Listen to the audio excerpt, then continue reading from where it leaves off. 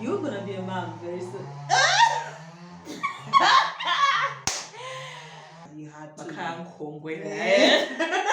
you slap them when they're saying to work. I remember in our house there was a TV of no sound. Hi guys, welcome to my YouTube channel. If you're new and if you've been here before, welcome back. I'm Towera and this is Toy Talks, a channel where we get to talk about self-love, personal growth, lifestyle, as well as relationships. Today's video, I'm introducing a new series. I know you have been waiting for this series to come up, so today is the day that I get to introduce it, and I am not alone. So I'm with a guest. They're going to introduce themselves. They're not new to this page, so if you're new, welcome. If you've been here before, welcome back. Don't forget to give this video a thumbs up, subscribe to this channel, and turn those post notifications on so you're notified every time I post a video. And I'm just gonna say, let's get into the to this video. First things first, introduce yourself. Hi guys, I'm Cynthia, a mother of 3. Okay. So, like she said, she's Cynthia, and in today's topic, we're going to be talking of surviving Malawi. I know this series is something that you have been waiting for. So, I invited her because, like she said, she's a mother of 3, and I was like, you know what? I need to know, we need tips on how we can survive in Malawi as a mother of 3. So, first things first, how old are your kids? The first is a son, 14. The other one is 6, turning 7 in January. And the other one is 7 months. A girl. The proud one. The daddy's girl. How would you say the journey has been from the firstborn to the second to the third? Oh, girl. It's a long journey. Okay, at first, the first one, I thank God because of my mom. Yeah, she was always there. I didn't feel the pressure. I was still, I'm the girl, I'm a girl. But now the second one, it was all on me. Like taking care of the child, making sure he's growing up in a good way, healthy and all that. Come to the third one. The third one, it was just... We raised the children. We raised that girl together. Starting from pregnancy, it was all different. Everything was different. I don't know, maybe because she's a girl and the others were boys. I don't know. Because the boys, I wouldn't throw up. But this one was... it was hectic. It was hectic. Yeah, so... Yeah, I can say the journey is so exciting, but sometimes it's so depressing. Yeah, but we're here. We're surviving. Yeah. I really fancy that though, because my boys have 2 kids and twins. Ooh. If the Lord allows, yeah. I just wanna give birth and get it over with, because I'm like, I don't think I can manage raising 1 kid and then they're like, okay, if that doesn't work, like if I don't have twins, my prayer is, Lord, if I get pregnant now, I give birth. If my child is at least a year old, I want to get pregnant again. I want that when I'm sending them to school, they should all carry each other and be going. I'm not about to be having anyone running around, you know, but carry each other, go to school. If they're all leaving for college, Mom, I'm going to this university, or I'm also going to, like, yes, carry your brother, carry your sister. That is my prayer. And I know it's in God's hands, but yeah, that has always been my wish. But I've always wanted to know though, we really grew up in a different generation. Like this generation is totally different from the way we grew up. Would get whipped, would get all sorts of, So how is it like right now raising your children in this generation, because you grew up totally different. The way you were raised and the way you're raising your kids could be different or it could be similar, but how do you think you're managing in that department? Okay, we try to balance out, not to be so harsh like the way our parents used to be, and not to be so soft like the way we want to. We just have to balance it out, because there's sometimes kids, they do things that it gets into your nerves, like seriously. And then you can just say, boy. High-fiving them all the way. A big. So we balance out. Like for me, I can say I'm softer than my husband. My husband is no goes on when he's around. Dads, though. When he's around, yo, he just said, "Hey, come here." They come here immediately. But when you're there, like, come here, mommy, no. Yo, Robert, they're out there skating. But mommy, you know I'm doing this. Dude, but I'm calling you. I need you to do something for me. No, but mommy, I'll come. I'm coming. I have to use a certain tone that they have to come right away. So they know that mommy's serious. Mommy's serious. So we balance up. We don't have to be soft because if you be soft, those kids, they'll grow like, I don't know, they will embarrass you one day in way or another. So it's a thing of balancing up. It's either taking what your parents were doing to you and inventing your own, not to bring that hardcore thing. You know, we grew up in a hardcore. I swear, God, I swear. There's certain things we can't say because that would like be like embarrassing our parents.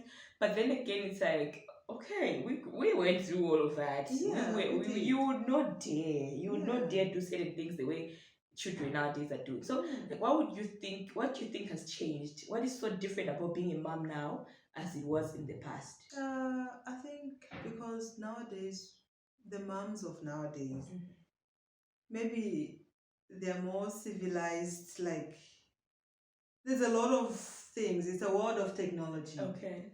And we watch things. There are televisions. At that time, to find a television in the house, it was a hassle. Yeah. You had to. Jesus! Slap them with that. I remember in our house there was a TV of no sound, but we could follow the movie.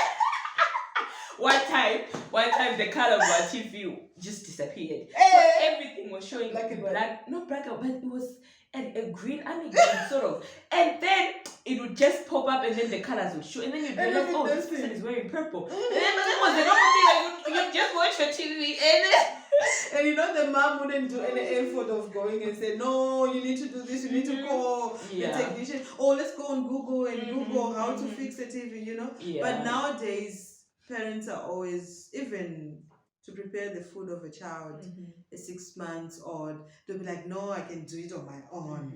I'll just go on Google and YouTube, I'll watch the tutorials and then I'll do this. But, so yeah, I mean, like our parents, it wasn't like that. So raising a child, they didn't have it easy. Yeah, maybe it was the power of God, you know. God was just, they were using the Proverbs and reading the word and they were like, okay. But nowadays we think, okay, we watch this. Okay, this is what, look, this one, they beat the child and then the child faint and then or maybe the child is dead and this. What if I do that to my child? And then, okay, let me just find another way of doing it. Disciplining them. Yeah. And then in praying, you know, we pray that every word that comes out of our mouth, the children has to be obedient and has to listen. Like last time in November, my firstborn was born on 23rd of November. The gift that I gave him was the Bible. He was turning 14. So I told him that this word shouldn't depart from your heart. Day and night. Because I won't be there forever. I won't be there forever. And wherever you go, it's not like you're going to be with mom. But this word will be with you everywhere. Always. Obviously, the word of God, there is everything in there. It's the manual of everything. It disciplines the children. They tell the children to obey their parents. It tackles every part of life. So I was like, this is a perfect gift I can give him because I'm like, oh, teenagers of these days, I'm so scared sometimes. When I look at him, I'll be like, and now the voice is changing. Like, mommy, I want this. I'm like, dude. Another issue that I want to discuss is on postpartum depression. Because I feel like growing up in Malawi, I never knew what that was. I really never knew what that was until I got to a certain age when I started hearing about people getting pregnant and then people get this, you know. So how has that been? You had your firstborn a while back, that was 14 years ago. How do you think you never had postpartum depression then? Do you think you just drew through it? What happened? I think, I don't know. it's a thing that you don't know that you're passing through it up until a certain, because there are some, they go through postpartum depression for a year and then they come back to normal. And there are some, they start from 6 months going up until 3 years. They still go through. So with my firstborn, I can't say that I had the depression. I don't know, because maybe I didn't know. Never knew what I it was. didn't know what it was. And with my secondborn, I had some episodes of the depression. Yeah, I had. Though I can remember some slight things like, oh, this happened and this happened. And, you know, the protection and thinking of, I could sleep and maybe I'm breastfeeding the child. You know, there are times you're tired, you can't sit down. And then I would see my child's face is swelling. I'm like, wool up. Oh my goodness. I'm like, oh my God, what did I do? Am I killing the child? You know, and then maybe he has overslept, and then you go there and be like, are you alive? Talk to me. Dude, can you just move your head like this? And then when he's like, oh, okay. All those things, they're depression, because I mean, like, you're scared of something to. I didn't even know that was included in that. It's part of it, because you're scared you lose something. Guys, there are times. don't mind the background noises. A bit of cleaning happening in the house. But yeah. And then there are times you're like, just go. Maybe it's your firstborn. Like you're not used to the thing. Like, oh, mommy, I should be breastfeeding the child. What is a language car? Like, can't she just stay without? Yeah, you know, it's not like you don't love the child. No, you love the child, but that thing, you realize it later that, what did I do? Did I just deny my child to breastfeed them? You see? But with this third born of mine, I've gone through hell. She wanted a girl, so she got a girl. Oh, it was so difficult. I just realized it that I was going through depression 2 weeks ago. But yeah, I'm getting there. I'm working on myself, and I'm getting there. You know, the times I wouldn't even take. I know you'd come and find me in that she had to burn it, guys. If she used to wear this shirt, it was so. There's the I don't even know how I can. It was white. It was white. White, of course. White with some spots, and then the neck, the collar had just stretched. It would always reach here. Oh, don't remind me. I don't even know how I can explain. But I it think was that like, was guys. that was part of getting healed, because I would say, what am I doing? I can't wait. I can't be waiting. We had to tell her to burn it, and we also didn't know that she was going through it. That's what I'm saying. Like I literally did not realize that. Why I don't even know what it actually is. Because you can't explain it. Yeah. To me, everybody I was finding it normal. Okay. You know, I was that like, t-shirt was not normal. I wish you had seen that t-shirt. And the day she told me, like, don't, I burnt it. I'm like, thank God. Thank you, Jesus. Thank God. Hallelujah. You know that t-shirt you've been wearing for years, and it's stretched up, and you still love it, and you're still holding on to it. That one is the t-shirt she's wearing. Oh God! And then there was another one, like when Isabel would be like, "Hey, with your weird t-shirt." I'm like, guys, these are the things that I wear when I'm going to sleep. Yeah. Anyways, but yeah, so I'm getting there. Okay. I'm getting there, like, to come back to my normal me. And then, yeah, I remember my husband saying, "Hey, the swag is gone. Where is it?" Now you just cruise through, right? You're just cruising. Cruising! And you know how tough things are right now, you know? Yeah. Malawi is changing. We're just surviving, dear. We're surviving, but it takes to the mindset of how you're doing your things. So would you say you've received enough support in terms of, you know, your depression and you overcoming it? Yeah, and sometimes I think because of, if you realize that you're going through depression, because when you're going through it, you don't know.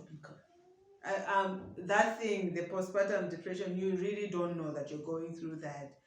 But the moment you realize, and then you start saying, no, something is wrong. Something is wrong. Why is this happening to me? Start working on yourself.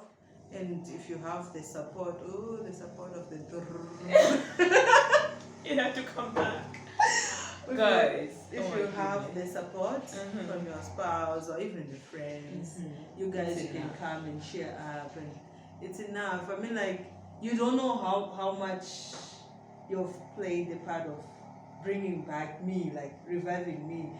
Even the small talks that we do, like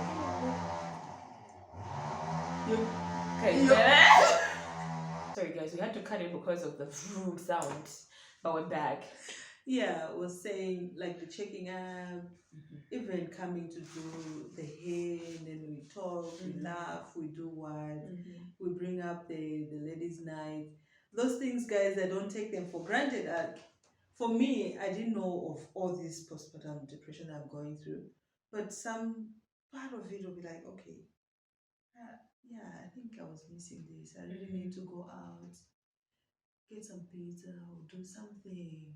So all those things, I was like, oh, so I was missing out. It was my lifestyle, but now it's switched because of a full-time mom. And always running up and down to make things happen for the kids. I need to look after this. I need to do this. And you no longer put yourself first. I don't get you fully, but I understand. You don't. Guys, if you can hear it, I am sorry, but we're already at the end of the video. But how would you say? What would be your last words in regards to being a mom in the 21st generation, 21st century actually? How would you say it has been? Girl, the Lord is our shepherd. Okay. And we shall not want. Okay. The Lord is your shepherd, and you shall not want. And really, you will not want. He makes it happen. It does it. Even taking care of the children. Yeah. We know the ones that we make them grow. Yeah. We just trusted with them. Yeah. We just help. God just come. That's why they say we are gods. We can procreate and raise them in this image. So every time you're gonna be a mom very soon. Is it funny? No, it's not funny. Is it funny? No, it's not funny. I know, whether it's 2023 or 2024, but 2025, you will be a mom. One word I can tell you is trust in God. Why did you have to bring that up? Guys, thank you, Cynthia, for being. She has to go. I have to go and see my 3 babies. Oh my goodness. I don't know. Maybe one day I will open up a pause. Why I'm so scared of having children, but you will. There's so much. Anyway, I'm sorry for the background noise, but we couldn't do it because she has to go. She's been here for some time now. But thank you for being here. It's a pleasure. And thank you for sharing a part of you. We appreciate it very much. So guys, I hope you enjoyed this video. Like I said, this is an introduction to a series that I'm going to be doing on surviving in Malawi. So I hope you enjoyed this video, and I hope you're going to subscribe to this channel. Don't forget to give this video a thumbs up and turn those post notifications on.